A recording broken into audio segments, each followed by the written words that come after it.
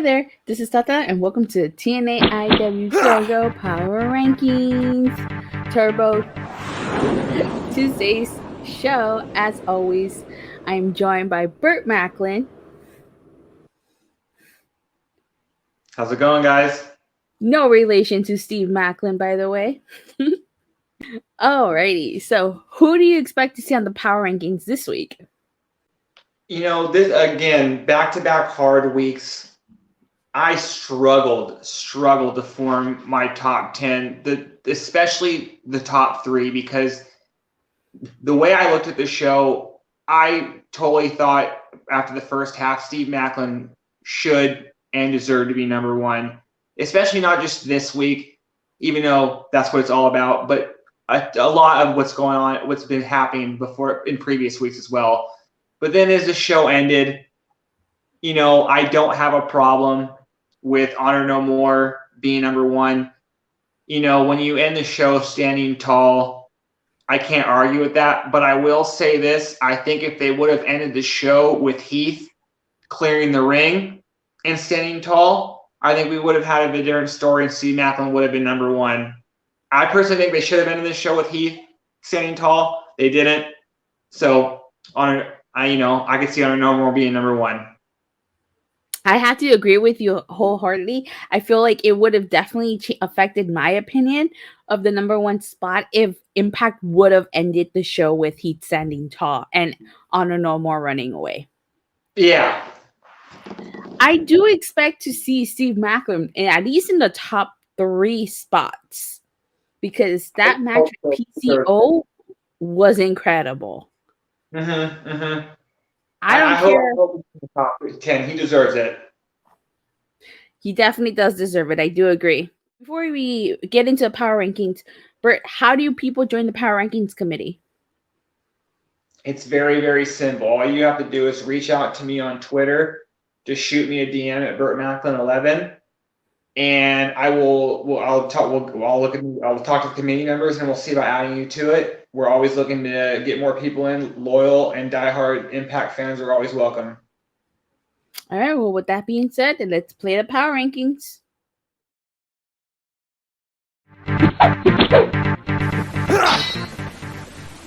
Number 10, Impact Originals. Number 9, the HBIC, Mia Yim. Number 8, World Champion Tasha Steeles. Number 7, DK. Number 6, Tag Team Champions The Briscoes. Number 5, VBD's Joe Dorian. Number 4, Bullet Club Ace Austin and Good Brothers. Number 3, Steve Maclin. Number 2, World Champion Josh Alexander. Number 1, Honor No More.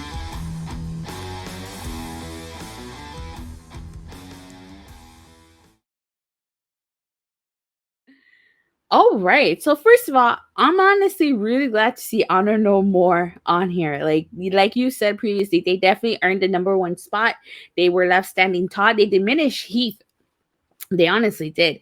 Steve Maclin, I'm so glad he's in the number 3 position. I would have liked to see him in number 2, but I understand why Josh Alexander is in the number 2 position because he is our current Impact World Champion.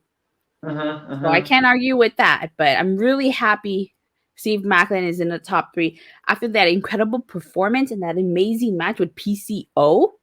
Like, he definitely deserved to be top 3. And I can even make an argument that PCO deserved to be the top 10. That was an incredible match.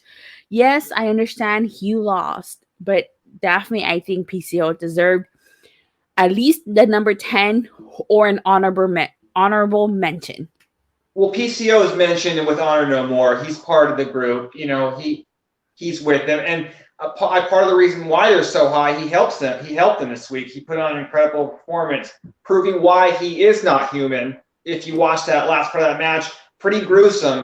His bone was definitely sticking out, or definitely didn't look right. So, but yeah, he's part of Honor No More. So definitely every time he scores points, he's going to go towards them, towards their points. So they're all together at this point.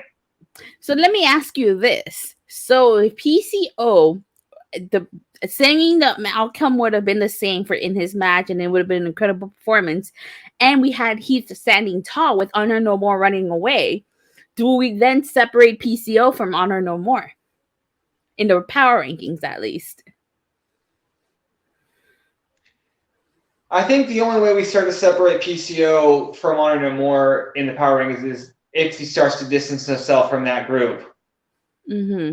But as of now, I just kind of feel like him as still part of that entity, more so as Impact, even though he is signed to Impact. So I don't know. That's a tough one. So who do you expect to see on the power rankings next week?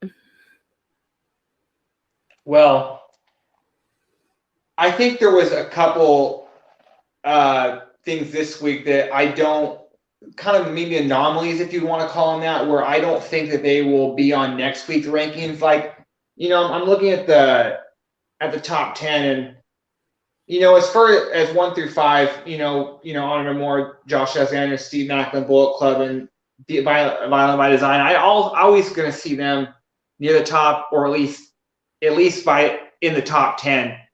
But then, Mia Yim at 9, she's been very strong since coming back. But unless she's involved in a major storyline or has a major role next week, I don't see her being in the top 10 next week. Just because I see other people either taking her spots, especially since next week is the go home show to Slammiversary.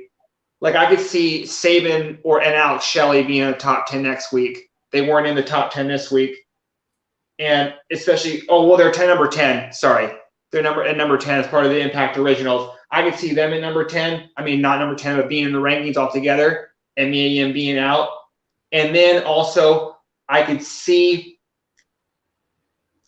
Josh Alexander slipping a little bit, because I just think that there's going to come a time when Steve Maclin is going to be the number 1 spot. It's trending upwards in that direction. I think that's my prediction, my bold prediction. I think Steve Maclin will be number 1 next week. I definitely will love to see Steve Maclin be number 1. I mean, I know you guys have the same last name, but that doesn't. No relation, people. No relation.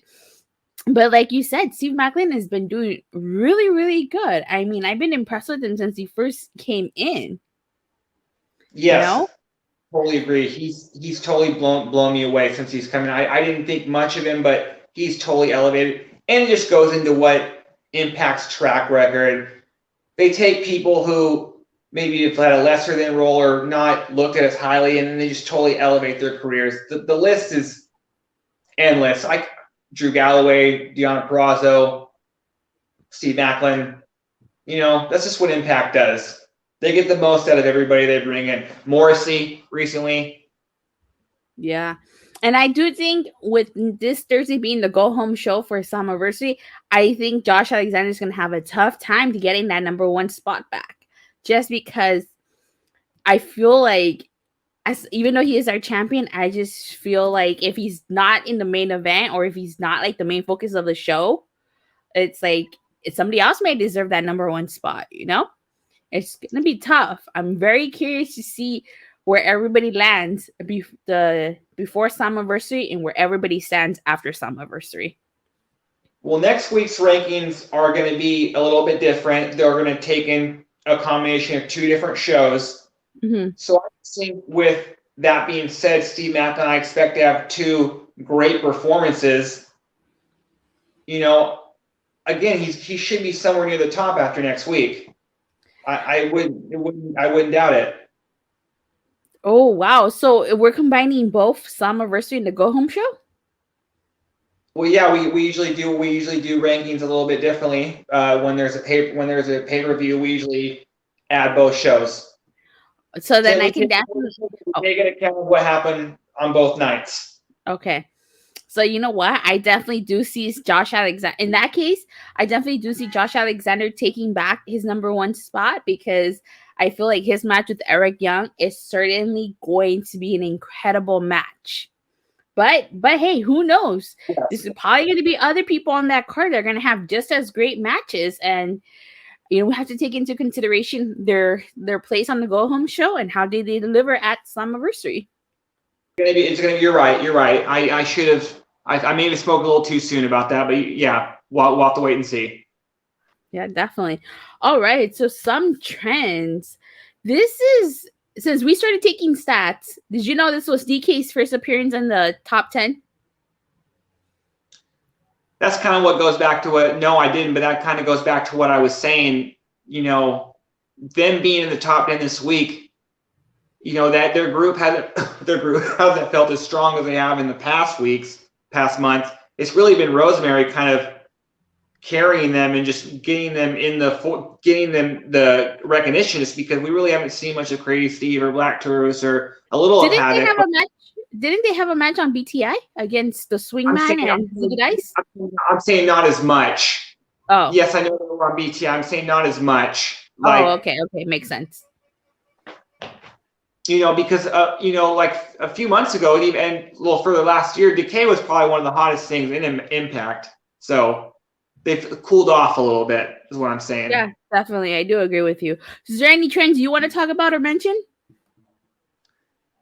The only thing that just really doesn't really stick out to me, but just I'm always just going to go back to mention, is the fact that Josh Alexander is been on the power rankings 88% of the time. He's really like grabbed the torch of Impact and ran with it and really made this company his.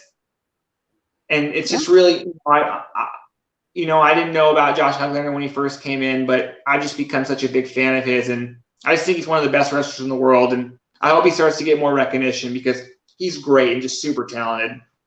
Yeah, definitely. I do agree with you. When I first started watching Impact, he was still part of the North, but in my opinion, Josh Alexander really took off when he went solo. I agree. Yeah. I agree. Yeah. I guess that's it for today. Wouldn't you agree? Yeah, I think that's it. All right, you guys. Thank you guys all so much for watching, and we'll see you guys next week. Bye. Bye.